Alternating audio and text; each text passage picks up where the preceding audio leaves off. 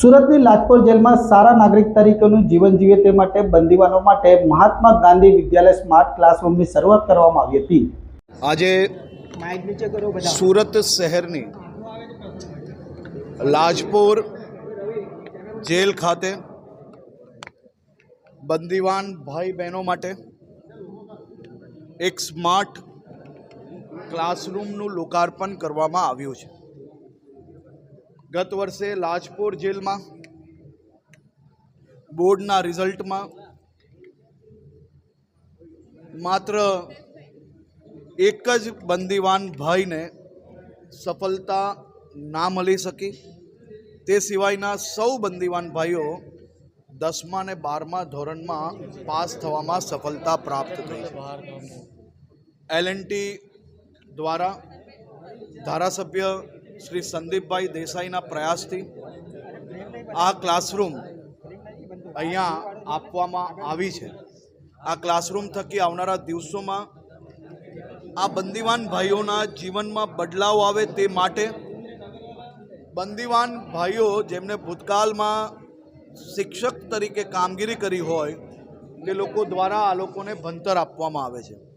જેને બારખડી ના આવડતી હોય એવા બી 50 થી 60 વર્ષની ઉંમરના બી બંદીવાનોને ભણતર આપવાનું કાર્ય જેલમાં થઈ રહ્યું છે। હું જેલ સ્ટાફને, અધિક્ષકને અને એમના ટીમને ખૂબ ખૂબ અભિનંદન આપું છું। જેલમાં જે પ્રકારે છેલ્લા 2 વર્ષમાં એક અમૂલ પરિવર્તન આવ્યું છે, એ પરિવર્તનમાં ખાસ કરીને જેલ સ્ટાફના પગાર વધારવાનું હોય કે જેલના બંદીવાનોનું ડેલી વેજીસ વધારવાનું હોય, એ લોકોનું ભોજનની અંદર જે બદલાવ કરવાનો હોય કે એમના પરિવાર જે આવતા જતા હોય તે લોકો માટે વ્યવસ્થાની વાત હોય કે જે બંદીવાન ભાઈઓ જે સરકારના નિયમો તોડવાનો પ્રયાસ કરતા હોય એ લોકો પર કડકાઈની વાત હોય, આ બધા જ પ્રયાસો જેલ વિભાગ દ્વારા કરવામાં આવ્યા છે।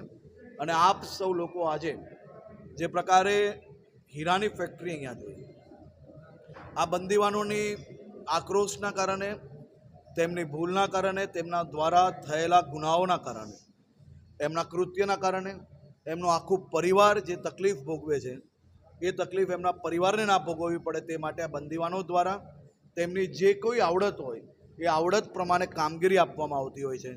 આપ જે બંદીવાનો દ્વારા જે સ્ટોન એટલે કે પથ્થર જેવા દેખાતા સ્ટોનોને ઘસીને હીરા જેવી ચમક અને હીરાની ચમક આ બંદીવાનો દ્વારા જે ઘસાયેલા હીરા હોય તેને દુનિયા સુધી પહોંચાડવાની કામગીરી એ લાજપોર જેલમાં વ્યવસ્થા કરવામાં આવી છે। આ 96 કારીગરો દ્વારા મહિનામાં 24 થી 26 હજાર હીરાઓને પોલિશ કરવામાં આવે છે। અને આ પોલિશ હીરા દુનિયાના રાજા, રાણી, સામાન્ય વ્યક્તિ, મોટા બિઝનેસમેન કોણ પોતાના દાગીનામાં જડાઈને પહેરે છે તેનો કોઈને અંદાજો નથી। આ બંદીવાનોની જે સાચી તાકાત છે તે અપનાવવા માટેનો બી આજે એક અપીલ કરવામાં આવી છે।